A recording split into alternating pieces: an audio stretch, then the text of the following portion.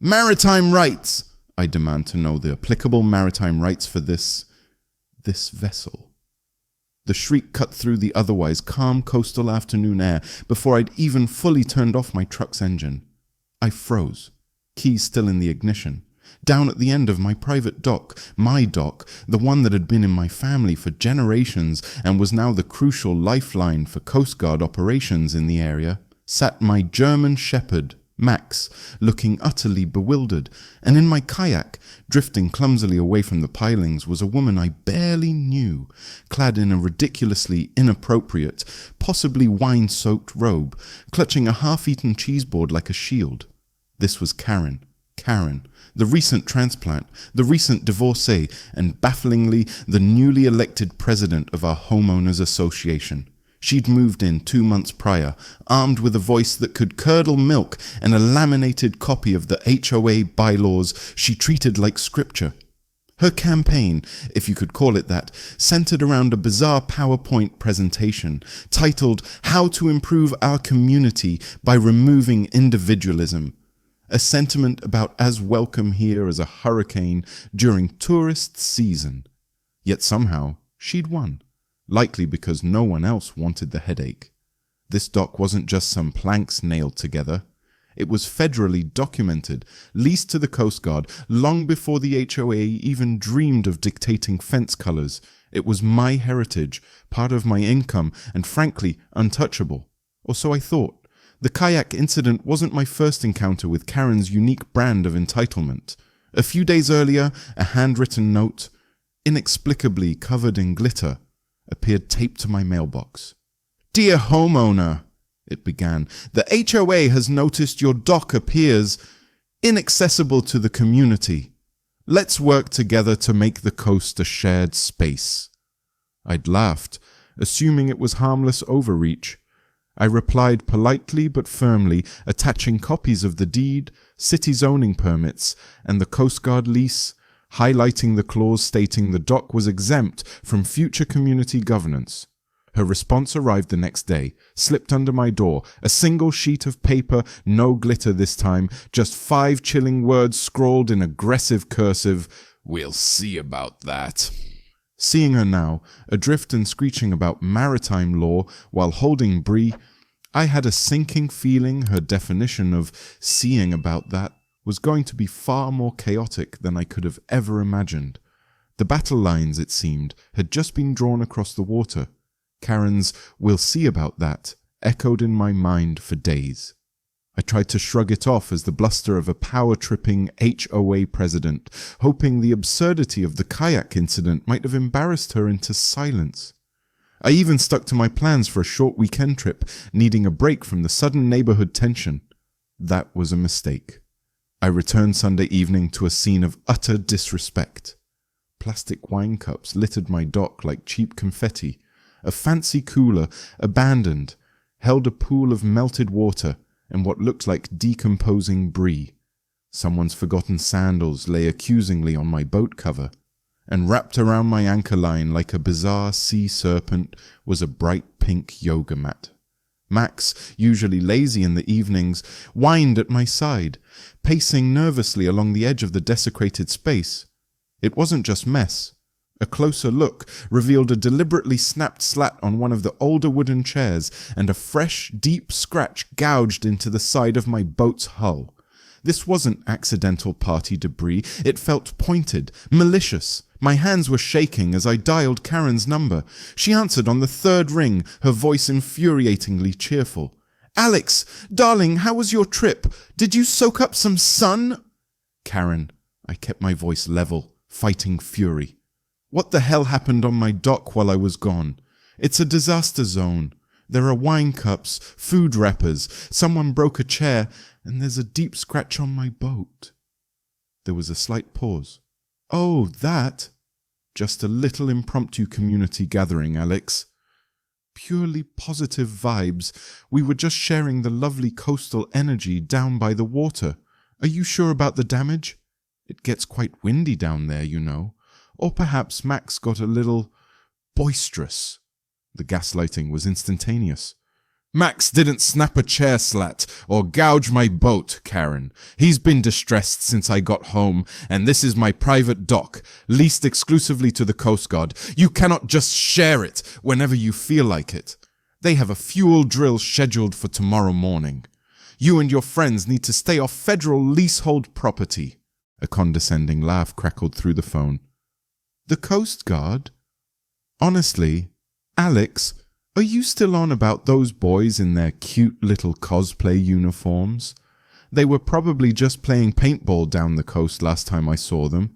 It's just a dock. You need to lighten up and embrace the community spirit. She hung up before I could respond. Later that night, a hesitant text came through from Linda, a quieter member of the HOA board who sometimes seemed embarrassed by Karen's antics. Alex, just wanted to give you a heads up. Karen's been telling people at the pool you're being difficult and secretive about the dock. Even hinted you might be involved in something shady because of all the military types coming and going. Just thought you should know. My stomach tightened. It wasn't just about the dock anymore. She was attacking my character, trying to isolate me. The next morning I went down early to prepare for the Coast Guard's arrival, my anger now mixed with a growing unease. That's when I saw it. Near the large fuel drum securely bolted to the far end of the dock, equipment installed to strict Coast Guard specifications. Something was wrong. A specialized valve looked disturbed. Kneeling closer, I saw it. Fresh tool marks scraped into the metal near the fitting, and one of the securing nuts felt slightly, unnervingly loose. It hadn't been like that before my trip. My blood ran cold. This wasn't just vandalism or trespassing anymore. This was dangerously reckless. I scrambled back to the house, pulled up the security footage on my laptop, and there she was. Footage from Saturday afternoon showed Karen, alone this time, fiddling intently with the exact valve I'd just inspected. She wasn't just looking, she was tampering. I saved the clip, heart hammering, and immediately emailed the file to Officer Miller with the subject line, Urgent, Interference with CG Equipment, Video. A few hours later, the Coast Guard cutter arrived. Officer Miller and 2 crew members stepped onto the dock, all business. Within minutes, Karen marched down from the street, clipboard held high like a scepter. "Excuse me," she called out, voice sharp. "This area is currently under HOA Community Watch protocols. I need to see your visitor permits and written proof of non-military operational intent immediately." Officer Miller turned, his expression unreadable but firm. "Ma'am, we are the United States Coast Guard, conducting official, scheduled operations on federally leased property. We do not require HOA permits." "This is a residential neighborhood," Karen insisted, stepping closer, right into Miller's personal space. "Your fueling activities are causing undue noise and concern. You need to cease operations and leave." As she spoke, she gestured emphatically, her hand brushing against Officer Miller's arm. He took a small, deliberate step back, his voice dropping, losing all trace of patience. "Ma'am," he stated, the words clipped and cold, "do not interfere with federal personnel. Do not touch federal officers. Step away from the dock immediately." The command hung in the air. Karen flushed, momentarily silenced by his tone, but her eyes flashed defiance. She took a grudging step back, muttering something about filing official complaints before turning and stalking away. Watching her retreat, I knew with absolute certainty this was far from over. Her definition of "we'll see" was only just beginning to unfold. The uneasy quiet after Officer Miller's stern warning to Karen lasted less than 24 hours. She wasn't chastened, she was energized. The next morning, laminated flyers appeared plastered on mailboxes and community bulletin boards. Cheap paper, garish fonts, featuring a poorly cropped photo of my dock. The headline screamed, "Is your coast being militarized?" Concerned HOA president investigates. Below, bullet points accused me of hoarding vital coastal resources, fostering an elitist, non-inclusive waterfront attitude, and using intimidating federal connections to bypass community standards. It was a masterclass in twisting facts, painting me as the villain in her manufactured drama. Then came the petition.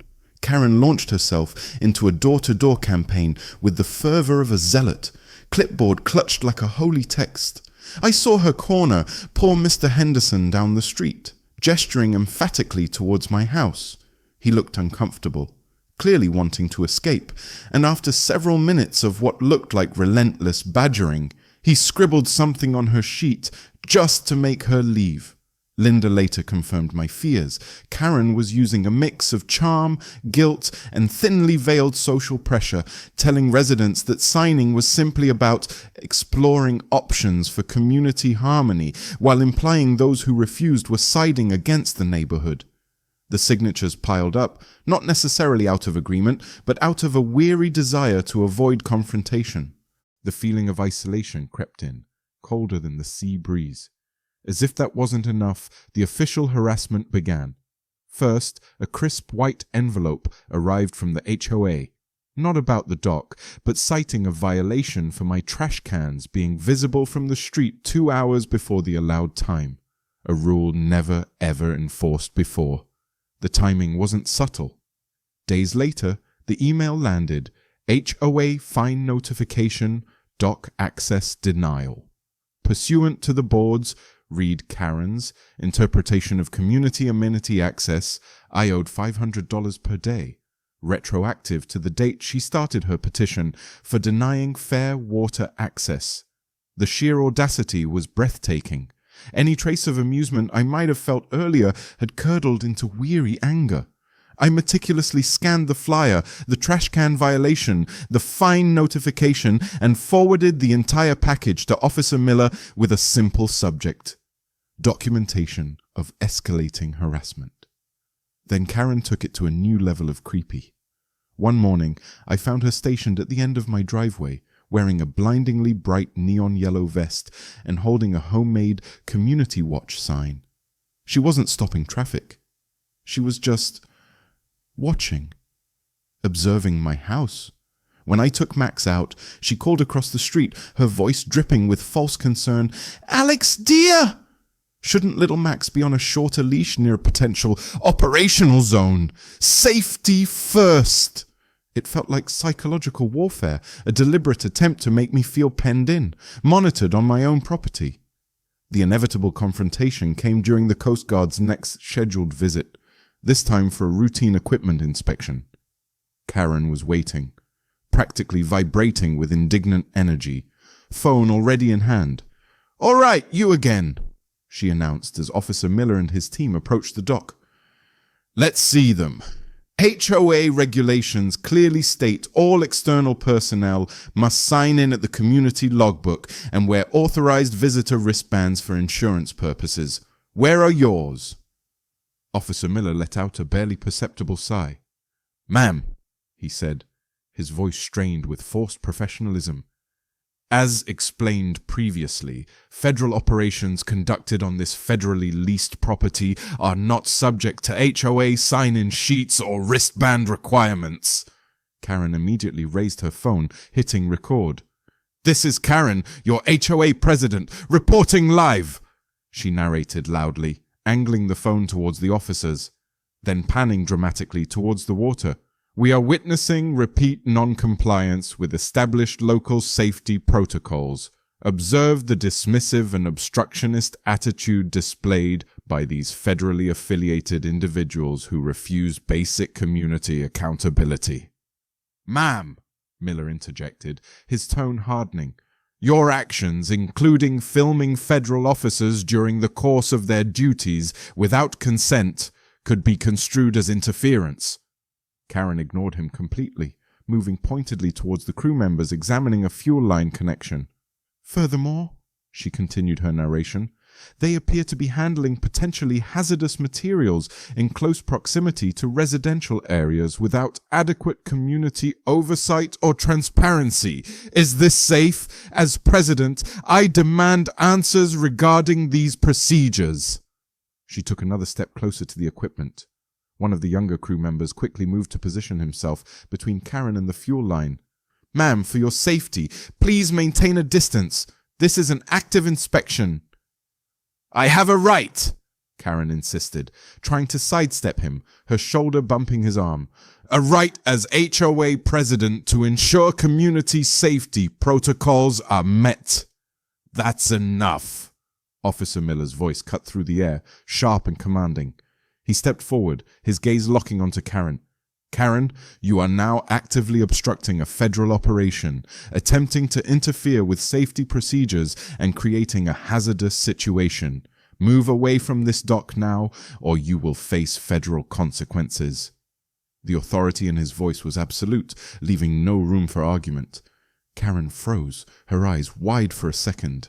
She glared at Miller, then thrust her phone camera towards his face defiantly, before finally backing away slowly down the dock, still filming her skewed narrative.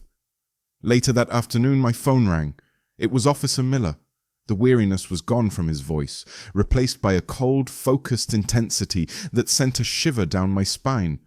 Alex, Officer Miller here, he began without preamble. I reviewed the documents you sent, and I personally witnessed Mrs. Peterson's actions today.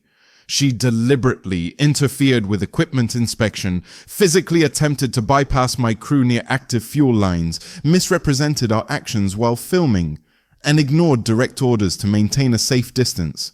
This behavior has crossed the line from harassment into direct obstruction and constitutes a significant safety hazard. This cannot and will not continue. We are escalating this matter through official federal channels immediately. He hung up. Escalating. I wasn't sure exactly what that entailed, but staring out at the now quiet dock, I felt a grim certainty. Karen had pushed too far. The tide was about to turn, and I had a feeling the resulting wave was going to be immense. Officer Miller's promise of federal escalation hung in the air, thick with unspoken possibilities. What exactly did that mean? While I waited, bracing for the unknown, Karen, oblivious or simply uncaring, made her next move. Linda texted me frantic updates during an emergency HOA meeting Karen had called, held, bizarrely, at the community pool because, as Karen apparently declared, water is both the issue and the answer. Standing before a map where she'd drawn little sailboats in the margins, Karen presented her vision for dock equity, accusing me of stifling neighborhood growth and demanding the Coast Guard apply for guest access privileges. When someone timidly asked about legal authority, Karen reportedly scoffed, "They haven't sued me yet, have they?" Linda's text painted a picture of a board terrified into silence, watching Karen steer them directly towards an iceberg. The HOA, it was clear, was useless. Just when I was feeling utterly besieged, a lifeline appeared. A knock on my door revealed a tall, broad-shouldered man with a weathered face, wearing a faded Hawaiian shirt and aviators. "Name's George," he said, extending a firm handshake.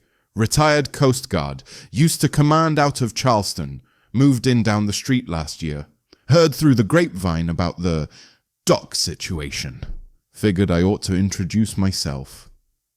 Relief washed over me as I quickly explained the escalating insanity. The filming, the obstruction, Miller's call. George listened intently, nodding. "Yeah, sounds like our Karen," he chuckled wryly. "First week I was here, she told me my American flag was too large and potentially provocative for a peaceful neighborhood. I laughed right in her face and kept it flying. Look," his expression turned serious, "I've seen this brand of petty tyranny flare up in port towns before. It festers if you let it.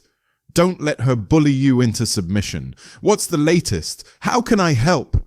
We talked for an hour, comparing notes, strategizing. For the first time in weeks, I didn't feel quite so alone. But Karen's campaign continued its insidious creep. Small things started happening, designed to fray the nerves. One morning, I found one of the secondary mooring ropes on the dock, cleanly cut. Another day, a heavy-duty cleat felt suspiciously loose, as if someone had tried to wrench it free. The security cameras, positioned for broader views, didn't capture the specific acts clearly, just shadows moving near the dock late at night. Was it Karen? Or someone she'd enlisted? The uncertainty was maddening. I found myself double-checking locks, scanning the property line constantly. Max seemed to pick up on my anxiety, growling softly at noises he'd normally ignore. Then came the late-night motion alert from the dock camera. I pulled up the feed on my phone, my breath catching. There she was, dressed head to toe in black like a B-movie spy, creeping down the boardwalk. She paused, scanned the area, then crouched beside the locked Coast Guard storage container, a heavy-duty box holding emergency spill response gear. She pulled out her phone, likely for a flashlight, and then began fiddling with the padlock, actually trying to pry it open.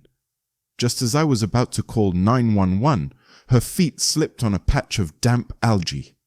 A flailing of arms, a startled yelp muffled by the distance, and then a loud splash as she tumbled into the shallow water. She scrambled out moments later, sputtering and shaking her arms like a drowned rat. The absurdity would have been comical if not for what followed. Just before sunrise, a sharp knock rattled my front door. 2 local police officers stood on my porch, looking exhausted. "Sir," the older one began, consulting his notepad, "we received a disturbance complaint. A woman, Karen Peterson, claims she was assaulted on your property earlier this morning. Says she was pushed into the water. Mentioned something about you setting a marine hazard trap." I pointed towards the camera above the door. "She trespassed onto federally leased property at 3 a.m., I stated, keeping my voice calm despite the boiling rage. She attempted to break into a secure U.S. Coast Guard container, and then she fell into the water because she slipped on algae that grows naturally on any dock. It is all recorded." The officers exchanged a weary glance. "Yeah," the younger one muttered. "That tracks more with the footage you forwarded from your security system earlier, but she's being insistent.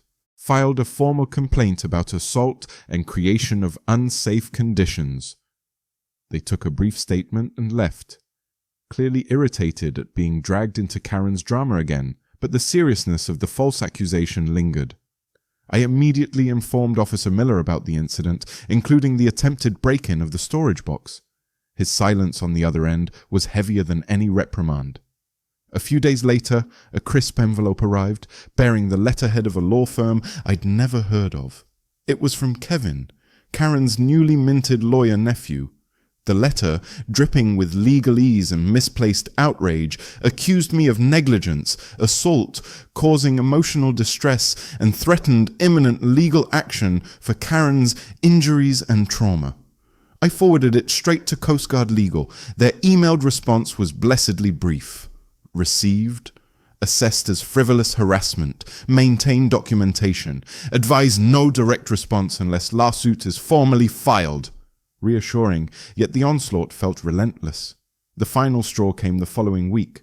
I woke up to find my entire property line staked out with bright orange flags. Little arrows spray-painted on the grass pointing ominously towards the dock. Taped securely to the dock railing was a laminated document titled Preliminary Expansion Plan, HOA Community Kayak Club and Wellness Nook.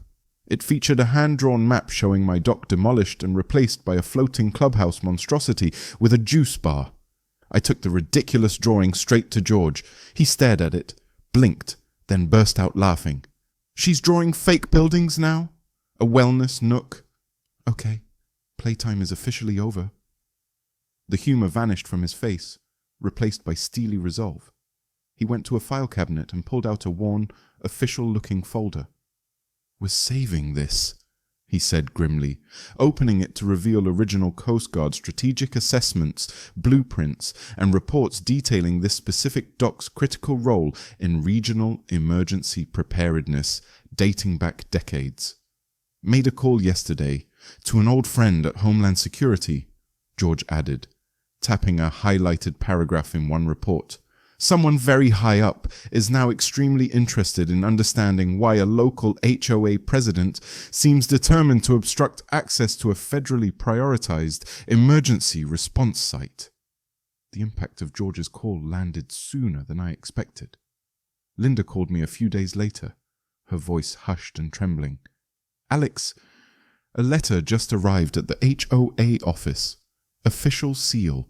Department of Homeland Security. It's a formal inquiry asking the board to explain any and all actions taken that may have knowingly obstructed or interfered with U.S. Coast Guard access and operations at your address, citing National Emergency Preparedness Protocols. The game had just changed. Karen hadn't just picked a fight with me, or even the Coast Guard. She had, through sheer unrelenting arrogance, managed to get the attention of the Department of Homeland Security.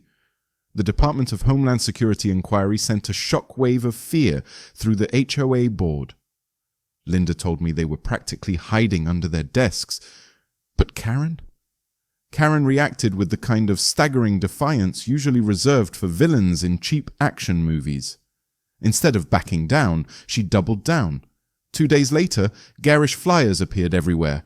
Dynamic Dock Day! Coming this Saturday. Music, wine, community. She was actually throwing a party on my dock on federally leased, DHS inquired about property as a final desperate act of war. George and I could only shake our heads and wait. The Coast Guard had promised escalation. Now Karen was practically daring them to deliver. Saturday arrived, bright and sunny, mocking the impending storm. From my deck, I watched the scene unfold with morbid fascination. Streamers fluttered from the railings, coolers overflowed with rosé. A surprisingly large crowd of neighbors, likely lured by free alcohol and the promise of drama, mingled awkwardly.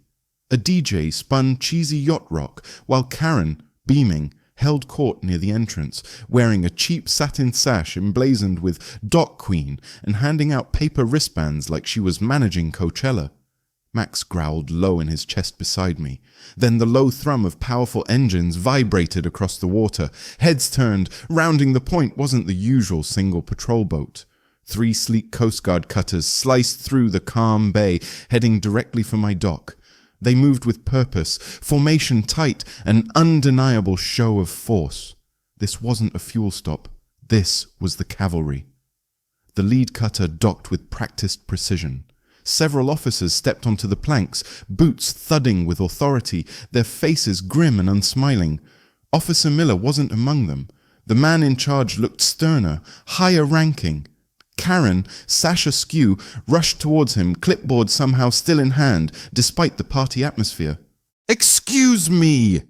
she shouted over the idling engines. "This is a private, permitted community event. You are not on the guest list. You are trespassing and need to leave immediately." The lead officer looked down at her, his expression like granite.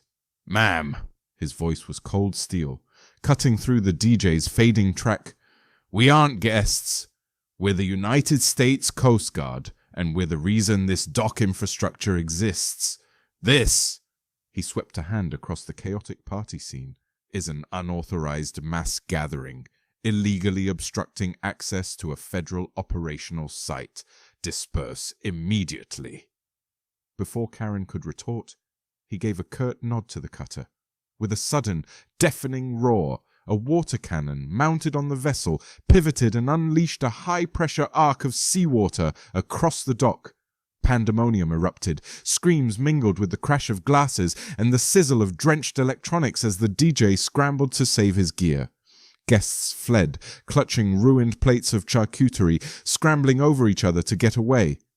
Amidst the chaos, one loud-mouthed guy in a Karen's Crew T-shirt lunged towards an officer only to be swiftly, almost contemptuously, restrained, issued a sharp warning about assaulting federal personnel, and then shoved back towards the exit. And Karen? She just stood there, frozen in the middle of the dock, dripping wet. Her makeup ran in dark rivers down her cheeks. The Dock Queen sash clung sodden to her wine-stained robe. She opened her mouth and screamed, not words, just incoherent fragments of rage. "Tyranny! My rights! Martial law!" until her voice cracked. Her shoulders slumped, the fight visibly drained out of her, leaving behind a shivering, defeated woman, staring blankly at the wreckage of her reign. Leaning on my deck railing, watching the tide finally, forcefully turn, I knew this chapter at least was over. The dock day disaster zone was cleaned up quickly, but the shockwaves lingered. Karen, predictably, posted a furious screed on the HOA message board about jackbooted thugs and community suppression before vanishing from public view. The silence was deafening. A few days later, Linda called, voice hushed with relief. "They're gone, Alex. The board held an emergency session. Unanimous vote. Karen's removed from the presidency. All committees, everything. Cited conduct detrimental to the neighborhood and, well, they didn't say national security, but everyone knew. A fragile peace settled over the neighborhood, the kind where everyone avoids eye contact, pretending the collective insanity hadn't happened. But Karen, it turned out, wasn't one for quiet exits. One afternoon, a high-pitched buzzing sound drew my attention. A small camera drone hovered unnervingly right outside my living room window for a long moment, close enough for me to see the lens pivot before zipping down towards the dock to perform a slow scan. It felt less like reconnaissance and more like a personal violation, a message that she was still watching. Max barked furiously at the window until it flew away. Then came the official letter, not from the HOA, but from the local zoning office. A formal complaint had been filed by concerned citizen Kevin Peterson, Esquire. The charge? Operating an unauthorized commercial enterprise in a residential zone, namely my lease agreement with the U.S. Coast Guard. It was petty, desperate, and clearly Karen's vindictive last gasp channeled through her nephew. Armed with my now thick folder of federal documentation, lease agreements, and correspondence, I attended the brief hearing. Karen sat beside Kevin, arms crossed, radiating bitterness. I presented my evidence. Instead of the swift dismissal I expected, the weary-looking zoning officer frowned. "Mr. Thompson," he said, tapping the federal lease, "this involves complex issues of federal preemption over local ordinances. While your documentation appears substantial, the board requires time for review. We may need to schedule a follow-up." My stomach clenched. Just when I thought it was over, another bureaucratic hurdle, another period of uncertainty deliberately manufactured by Karen's camp. While that minor legal cloud lingered, however, something far more definitive arrived. A formal letter from the Regional Coast Guard Command referencing the DHS inquiry officially designated my dock a permanent U.S. Coast Guard emergency training and response site, solidifying its protected federal status indefinitely. Shortly after, 2 uniformed personnel arrived and installed a heavy, official bronze plaque on the main piling. "This dock supports national safety and readiness. Maintained in cooperation with the United States Coast Guard. Unauthorized interference is a federal offense." It felt like a shield, solid and irrefutable. A week later, the final piece fell into place. A brief letter from the zoning office arrived. "After careful review of federal preemption statutes regarding U.S. Coast Guard operations, this office confirms it lacks jurisdiction over the matter addressed in complaint number ZC487. Case dismissed." It was finally, truly over. The dock was secure, protected by law and metal, immune to Karen's meddling. The relief was immense, washing away months of accumulated stress and anxiety. With the zoning case dismissed and the bronze plaque gleaming on the piling, an almost forgotten sense of peace settled over my small patch of coast. Neighbors who had previously averted their eyes now offered awkward waves, tentative smiles, even the occasional apologetic muffin basket left on the porch. Life felt blessedly normal again. Max seemed to relax, his protective vigilance softening slightly, but the quiet felt fragile. Sure enough, George reported back from the next HOA meeting. Karen had resurfaced, apparently unscathed by her public humiliation and federal rebuke. She presented, with unnerving enthusiasm, several new community visions, including, buried deep in her notes, a suggestion for a serene public meditation platform requiring only minor modifications to the original dock site. She hadn't learned. She'd just regrouped. As a precaution, George and I installed a weatherproof display case at the dock entrance, showcasing copies of the Coast Guard lease, the DHS correspondence, and the plaque's official designation. A clear, silent statement. Even with these victories, a certain unease lingered. I found myself still scanning the property line, still listening a little too closely for strange noises at night. Then, last Tuesday evening, while walking Max near the town hall, I saw her, Karen, deep in hushed conspiratorial conversation with Councilman Davies, a man notorious for opposing anything involving federal cooperation or private waterfront rights. They both looked up as I passed, Karen's expression momentarily hardening before smoothing into a saccharine, unreadable smile. I nodded curtly and walked on, Max growling softly beside me. The battle for the dock was won, decisively, but watching Karen already maneuvering, already seeking new leverage points within the town's bureaucracy, I knew with cold certainty the war wasn't over. It had just entered a new, more insidious phase.